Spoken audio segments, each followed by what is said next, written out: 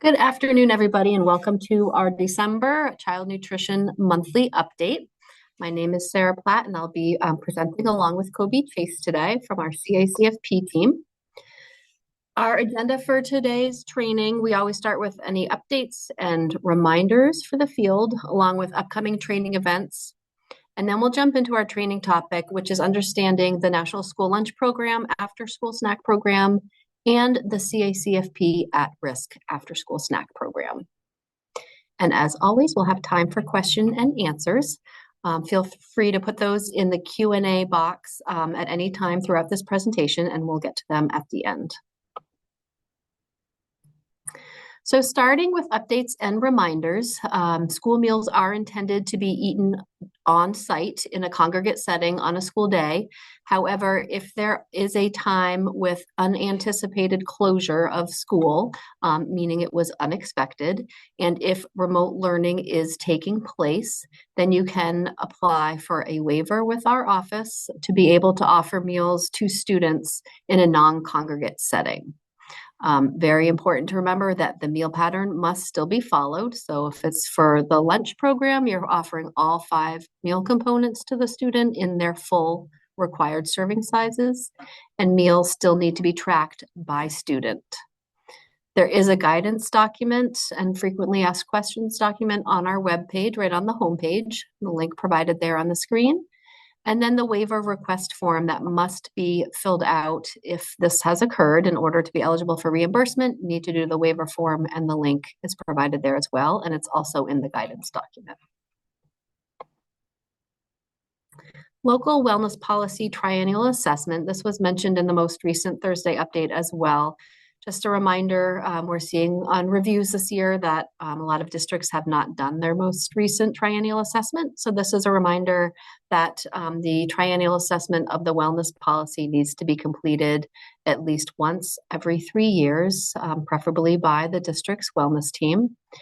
The purpose of the triennial assessment is that you're assessing the policy for compliance with federal regulations. You're also required to compare the policy to a model policy, such as the one that Maine School Management provides, and then track the progress made in attaining the goals of the policy within the school buildings. So this is different than a school board review and periodic approval of the policy. This is a separate process that needs to take place. The triennial assessment form is available on our website. Again, the link provided there. And when we conduct administrative reviews, we're going to ask to see that. So every 3 years that needs to be done. And Buy American tracking, just providing another update because this is new this year, that school food authorities are required to track all non-domestic commercial food purchases. So that includes any purchase that meets the exceptions of availability and price. So any non-domestic commercial food purchase must be tracked. And in this school year, those non-domestic food purchases cannot exceed 10% of total food expenses. There's a tracking form available that you can use on our website on the financial page. And procurement training. This was a new requirement that came out last school year that anybody who works in the school nutrition program that is responsible for conducting procurement must complete annual training. There is a recorded training available on our financial page under the procurement and Buy American section. So you can go ahead and access the training there and then just maintain documentation of that training. And again, during a review, we're going to ask to see that.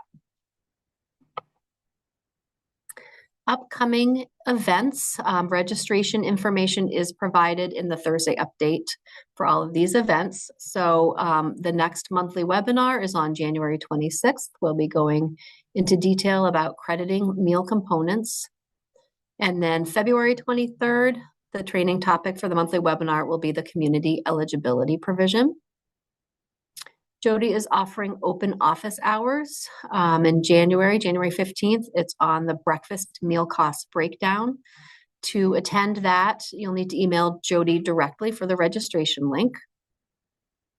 Our farm and seed to school training, there are 2 upcoming training options. One is on January 16th, where the local food training in the culinary classroom is on seafood, using local seafood.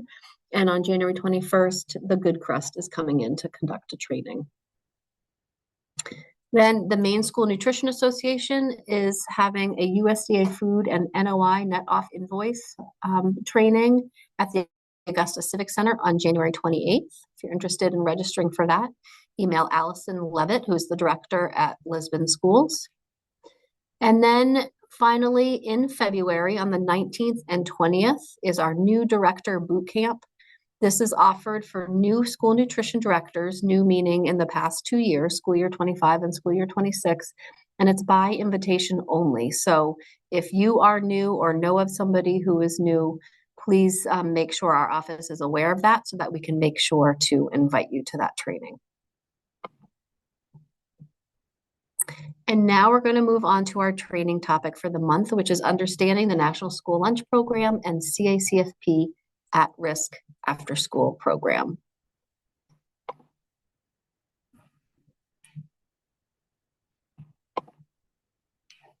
So starting with the NSLP after-school snack program, this is operated through the USDA National School Lunch Program. So schools must participate in NSLP in order to participate in the after-school snack program. The after-school snack program provides snacks to school-age students in a school-sponsored enrichment activity once the school day has ended. So in addition to being operated by a school that participates in the NSLP, the aftercare program itself must be open to all students, meaning there are no tryouts, exclusivity, or participant selections to be part of the program. And it also must offer regular enrichment activities in a supervised environment. And it can only operate on school days after the school day has ended. Requirements for the after-school snack program include the snacks must be eaten on site. Students can't take them to go. Snacks are offered as a unit, so both components are offered as a unit. The student can't take only one. One snack per day can be claimed per student, and this is an actual count, not an attendance count. Snacks must be counted at the point of service, so the point when the student is receiving the snack. Again, not an attendance count, but an actual count when the student receives the snack. And of course, meal pattern must be followed. The staff that work at the after-school program usually have some responsibilities related to the snack program. This may include distributing snacks to students, taking the accurate count of reimbursable snacks served, of course, following food safety standards, any instructions set forth by the SFA, and submitting meal count documentation. Excuse me.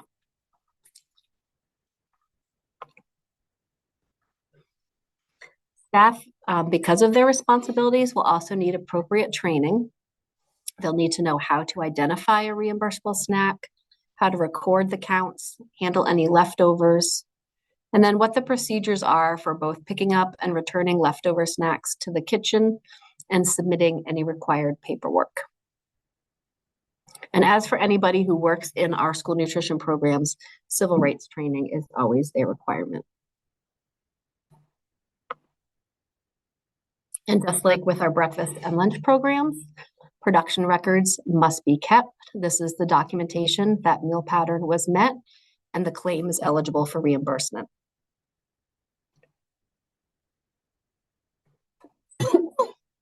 Excuse me again.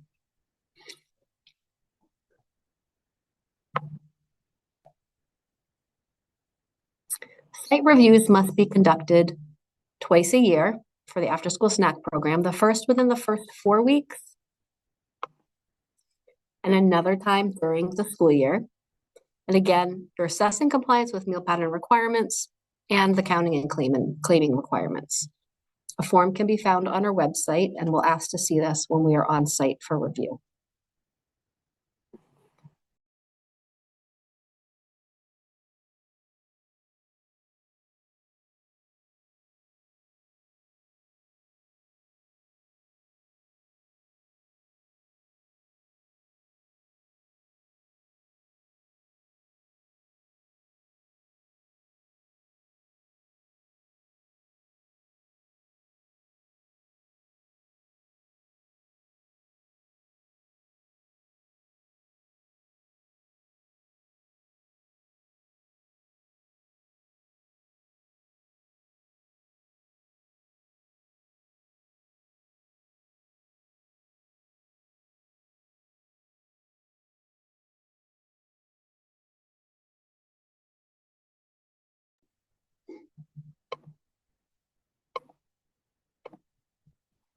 Okay, we're back. A little technical difficulty.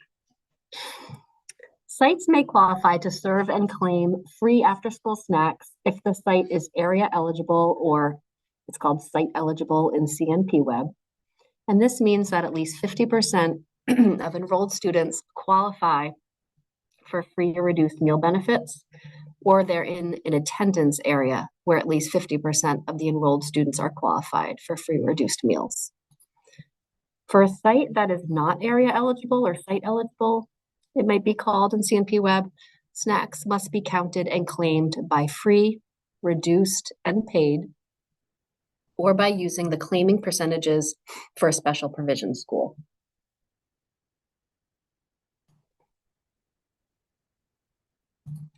To find out which eligibility your site is, that information is in CNP Web under the after school snacks section.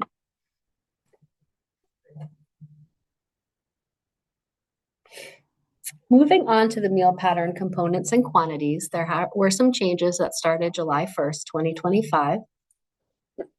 For the meal pattern, there are now 5 components that must be offered, as opposed to 4 in the past, and that's because fruits and vegetables are now separate components. Serving size of milk is 8 fluid ounces. Meat alternate, 1 ounce equivalent.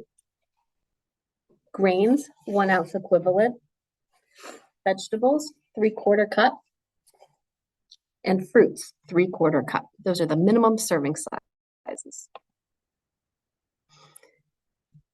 And also, 80% of the grains offered over the week must be whole grain rich, just like in the breakfast and lunch program.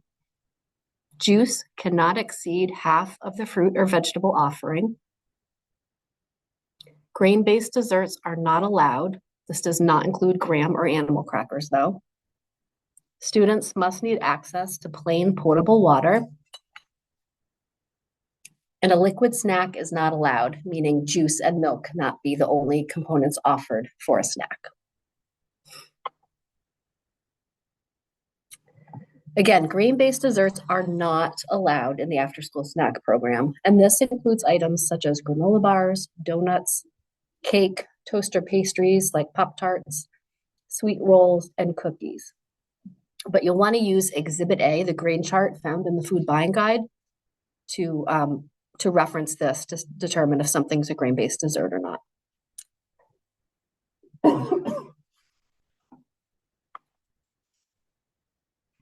There are also product-specific added sugar limits that are new this year for the after-school snack program. These are the same that we have in the breakfast and lunch program. Breakfast cereals can have no more than 6 grams of added sugar per dry ounce. Yogurt, no more than 12 grams of added sugar per 6 ounces. And flavored milk can have no more than 10 grams per 8 ounces. And again, that's added sugar, not total sugar. Here are some sample menu ideas. Just note that these are quite simple, so they're going to be easy to prepare. Food costs should be relatively low. These are just some examples of what you could serve.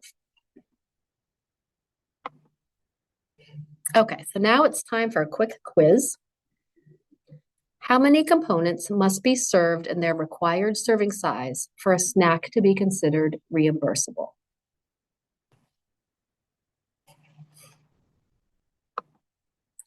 And if you were saying 2, then you are correct. At least 2 components in their minimum required amounts must be served and selected by the student to be claimed for reimbursement.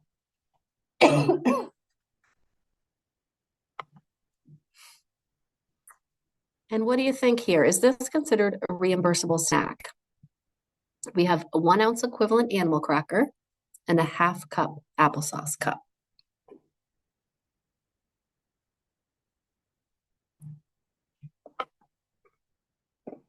And if you said no, you are correct. And the reason is because the applesauce is only a 1/2 cup and 3/4 cup fruit is the minimum serving size. And how about this snack? Is this reimbursable if we're offering 1 ounce animal crackers and 1 cup of milk? The answer is yes. You have two different components and they're both in the correct serving sizes.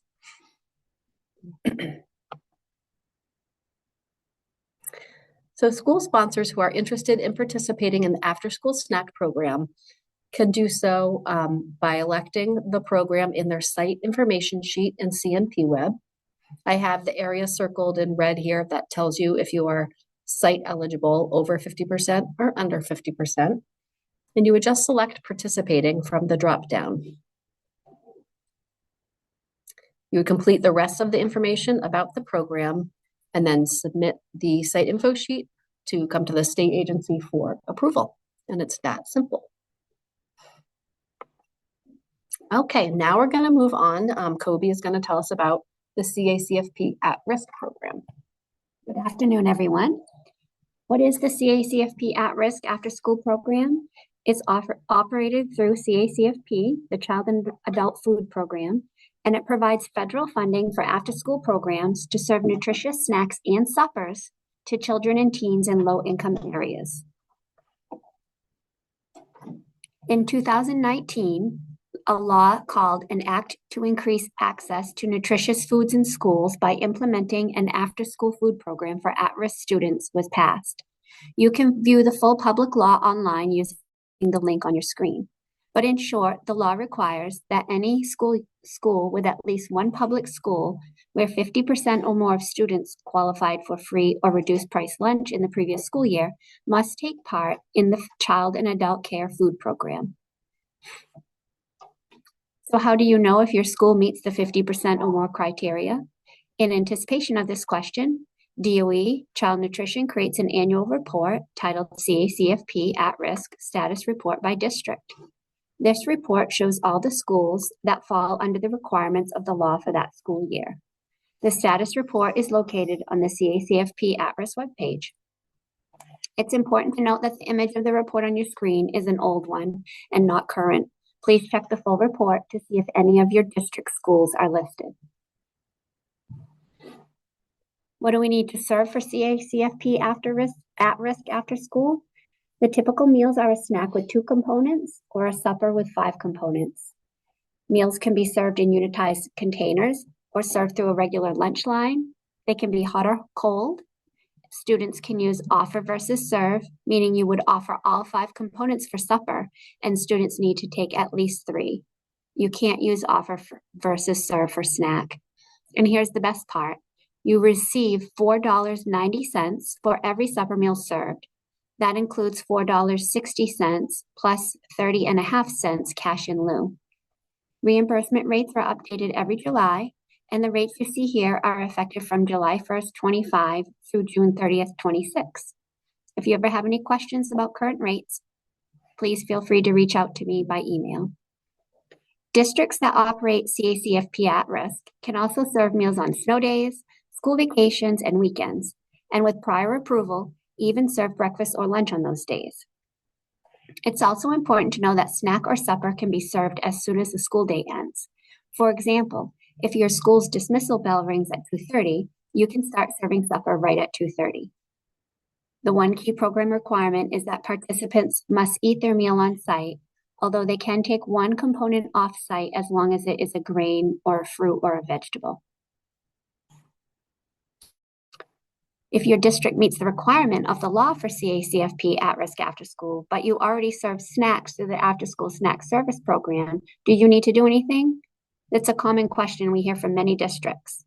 If your district qualifies under the CACFP at-risk after-school program, you're required to either enroll in that program or officially opt out. So what happens if your district or school doesn't currently offer an after-school enrichment activity? To participate in the CACFP at-risk after-school program, you're required to have an educational or enrichment activity that's open to all students. If your school doesn't provide those types of activities, you'll need to either opt out of following the guidance in the law or start an enrichment program so you can participate. You may be wondering, what does that open to all really mean? It means that the activity doesn't limit participation for any reason other than space, safety, or licensing requirements. So for example, a football or basketball team wouldn't qualify, because those teams aren't open to every student every day. Some great examples of activities that do qualify include things like homework help, garden club, or Lego club. Really any activity that gives all the students the chance to take part after school. If your district is interested in starting the CACFP at-risk after-school program, here's what the process looks like. First step, reach out to the child nutrition team by email at child.nutrition@maine.gov to let us know you'd like to get started. Step 2, watch the CACFP at-risk webinar, which you can find on the Maine DOE website at the link shown on your screen. Step 3, send the required setup information to the CACFP team so we can add your district in CMP Web. Step 4, once that's done, you'll receive your user IDs and passwords. And step 5, you'll complete the CACFP online agreement in CMP Web. Step 6, once your agreement is approved, you can start claiming meals from the beginning of that month. Please keep in mind that the approval timeline can vary depending on how many corrections are needed once the agreement is submitted. But don't worry, our CACFP team works hard to process approvals as quickly as possible. Here are some great examples of unitized meals served by Portland Public Schools. There's chicken Caesar salad, make your own pizza, and a cracker stacker. These meals follow the CACFP meal pattern. Sanford schools have taken a creative approach by using their school mascot to brand their supper program as Spartan Super Snacks. They've designed custom stickers to label each unitized meal container, reinforcing the brand. In addition to displaying the menu, the Spartan Super Snack menu is also included in the school's daily announcement. It's a great example of how districts can promote their program and build excitement among students, and a strategy that reassures families their child's receiving a nutritious meal while still respecting the important role parents play in providing supper at home. Meal service for at-risk programs can look very different from school to school. Some use carts, others use the regular lunch line, some use unitized containers. The key is to find a system that works best for both your students and your staff. Meals can be served in the cafeteria, from a cart, or really anywhere on site, the classroom, the library, even the sports field. Portland Public Schools delivers meals to their sites from the central kitchen using Cambro containers to keep everything at the right temperature. Just a quick reminder, under typical program rules, participants can only take one component off-site, a grain, a fruit, or a veg. One of the most important records you'll need to maintain is your point of service meal count. This means recording the number of meals served at the time of service, either immediately before, during, or right after meals are handed out. Most CACFP programs require meal counts to be recorded per child at the point of service. But for at-risk after-school programs, there's a bit more flexibility. These programs are allowed to take consolidated meal counts, meaning they record just the total number of meals served rather than tracking each individual child. We've included a sample meal count form on our website, which was mentioned earlier. You're welcome to use this template, or you can design your own as long as it captures all the required information.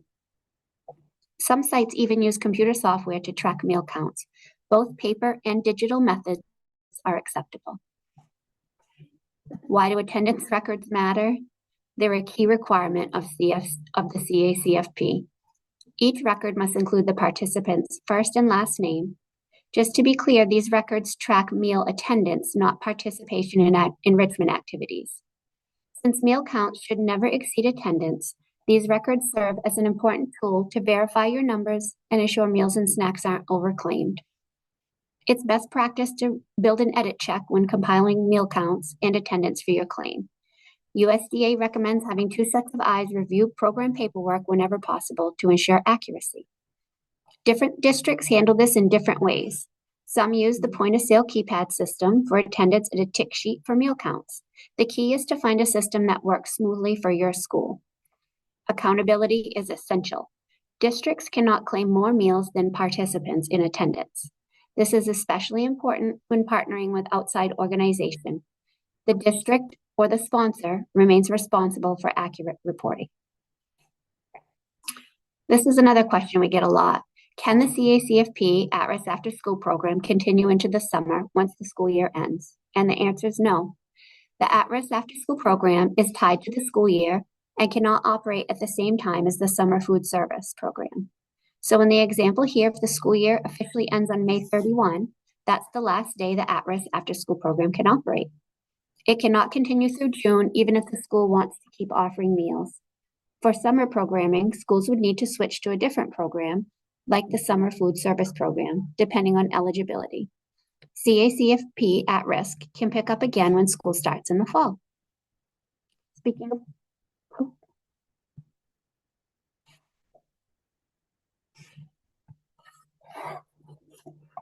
and that concludes our training for today on the after school snack program and CACFP at risk.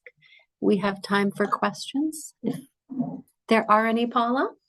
There's one correction. The fish training is actually tomorrow. Thank you. And not in January. Great correction. My apologies. That's okay. And one question. Does milk have to be two types, like lunch and breakfast? No, it does not for after school snack. One type of milk is fine. It does need to be low fat or fat free though.